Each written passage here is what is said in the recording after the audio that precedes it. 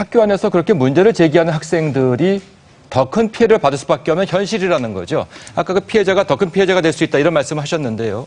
예를 들어서 학교가 어떤 문제가 밖에 불거졌을 때 입을 수 있는 그 피해를 두려워해서 좀 축소하려고 하는 경향이 있다라거나 또는 학생이 문제를 제기했는데 그 가해 학생이 더 큰 가해를 피해 학생들에게 줄 수 있는 그와 같은 상황이 된다고 하면 어린 학생들한테 신고해라 하는 것이 총장님 말씀하실까요? 네, 그 부분은 저희 청소년폭력예방재단의 그 실태조사 결과에서도 나왔는데 왜 너희들 신고하지 않았니? 이랬을 경우에 신고해도 소용이 없어서 그다음에 보복이 두려워서 이런 것들이 좀 굉장히 좀 많이 있었습니다.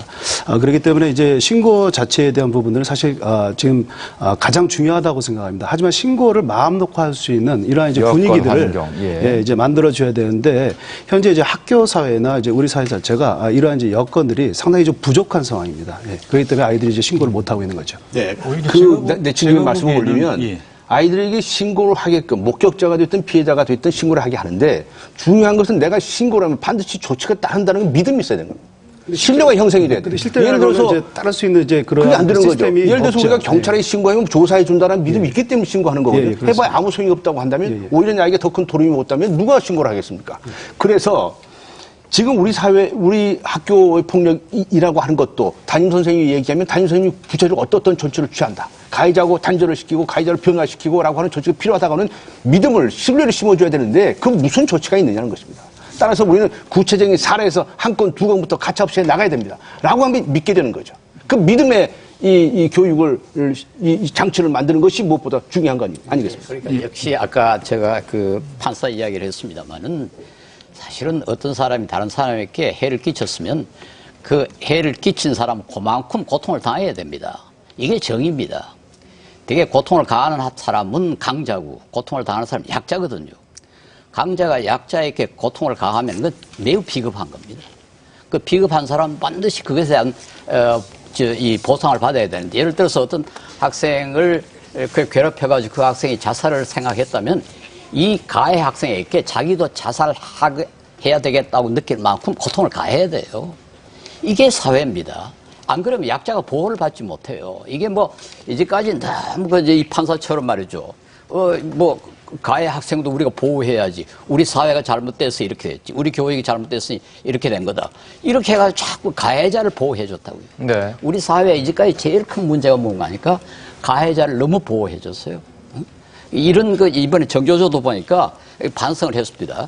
거시적인 우리 입시, 교육, 무슨 교육 이래가지고 이런 문제가 생기니까 가해한 학생도 그래도 피해자다. 이런 소리를 한다고요. 그러면 그 사람들 결속해서 하죠.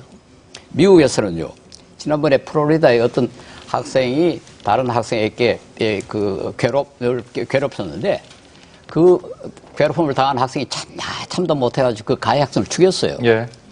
그런데 대법원에서 무죄 판결을 났습니다. 정당방위다. 예. 이게 정의입니다. 정의라는 게 별게 아니고 약한 사람을 보호하기 위한 제도거든요. 약한 사람을 보호하지 못하는 제도는 그건 정의가 아닙니다.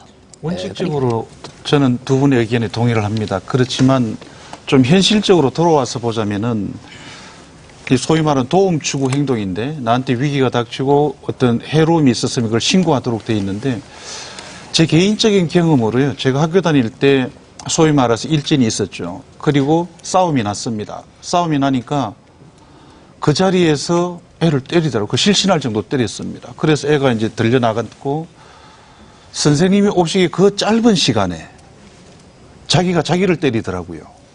막 때리더니 내가 먼저 맞은 건 너희들 봤지? 그러는 거예요. 그래서 이쪽 편은 빨간 볼펜, 이쪽 편은 까만 볼펜으로 혹시 선생님이 묻거든 기록해. 선생님이 오시기까지 그 몇십 초 안 되는 시간 같지만 그 시간에 이미 모든 것들은 상당히 이 가해자에 의해서 조정이 되기 시작하더라는 거죠. 최근에 선생님들이 여러 가지로 노력을 하고 있지만은 실제로 수업을 빼가면서 학생을 상담하기가 상당히 어렵고요. 학습권이라는 문제 때문에. 또 그래서 도움을 추구한다 하더라도 시간 차이가 있게 마련인 것입니다. 그리고 또 저희들이 생각해 봐야 될 다른 문제는 과연 누가 가해자고 누가 피해자인가 하는 문제인데요. 요즘은 가해자와 피해자의 특성을 구분해내기가 상당히 어렵습니다. 무슨 말씀이시죠?